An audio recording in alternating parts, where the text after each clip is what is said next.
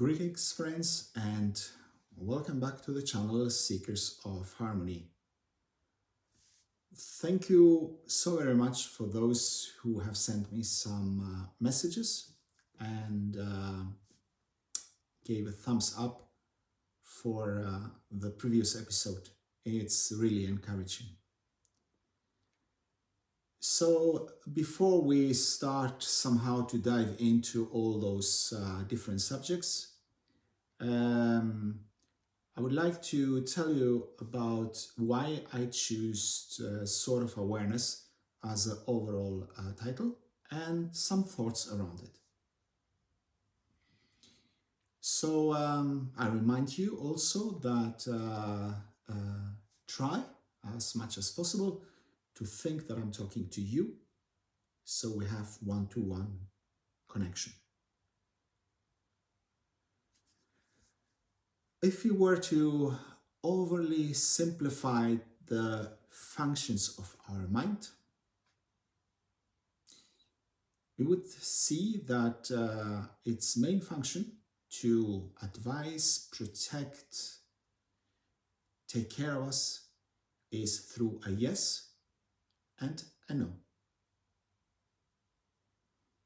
Just think about it.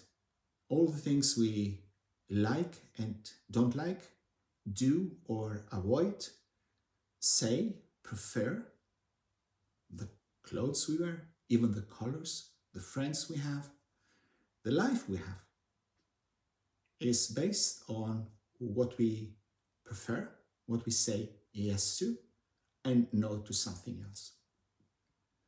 Actually, if it was not because of this yes and no, we would probably not have survived the dinosaur outside our cave, because something in us tells us that we should protect ourselves, we should be quiet, we should be ready to fight, or we should be ready to run. Expert says, and I've been reading a lot about it, that the yes and no of our mind is founded on the fear and desire that are the roots of those decisions. So, yes, first of all, we would say that yes and no is our compass. It navigates us through lives, and all is good. But what about if this yes and no, the choice we make, is perhaps good for me, but not good for you? What if my yes is your no, or maybe? What if my yes is threatening you? What if my yes or my no takes something from you? Isn't that the reason why we had so many conflicts throughout history with each other? Isn't that why we disagree?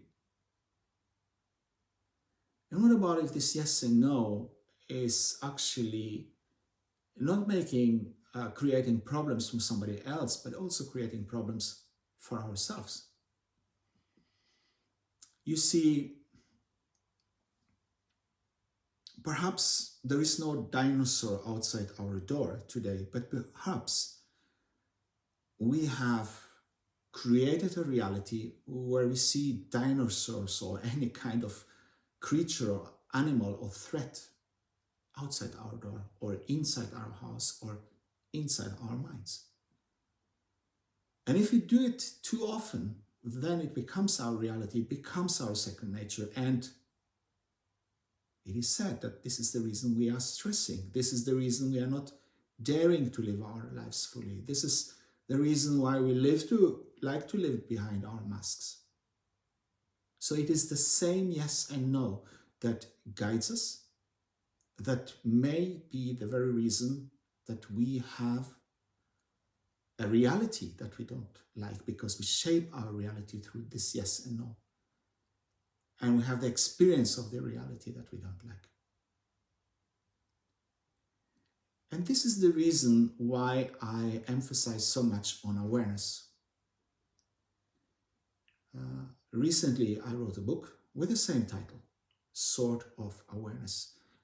And naming these episodes Sort of Awareness, the main aim is not to promote my book, even though I draw most of my references from the book. The main reason, the main aim is to create awareness. Because if we don't have awareness, if we have not the capacity, if we are not mindful on how and why we follow this yes and no of our minds, somehow not even deciding, but our impulses deciding, our habits deciding and such, then we probably are not happy.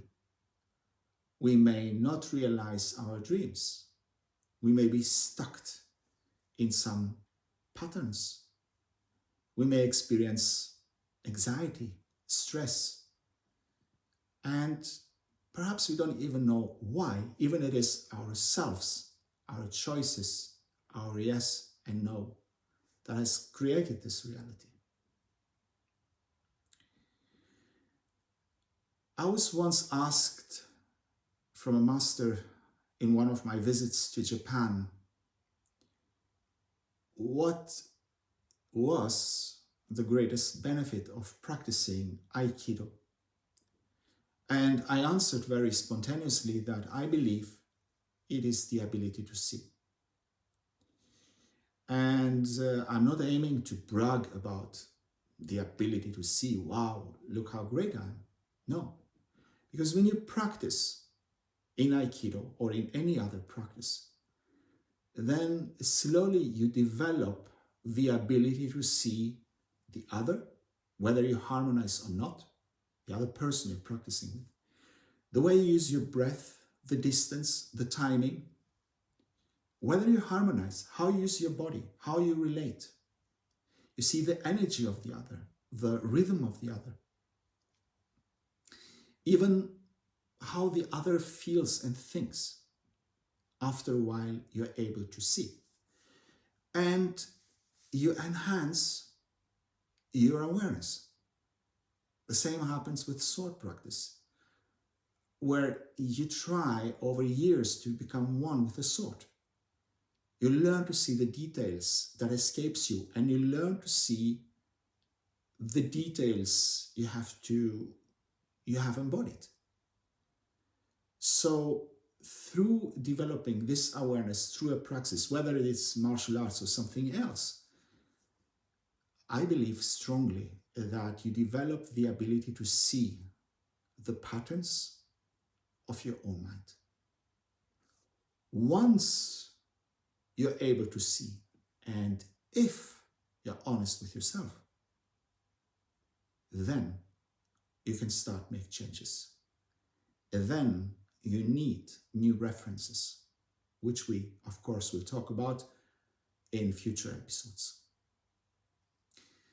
So to sum this up once more, the reason the channel, these episodes are titled Sort of Awareness, and the reason behind writing my book, also called Sort of Awareness, is to work on the way we perceive reality, we understand ourselves, so that we can eventually change ourselves for ourselves and for the benefit of all.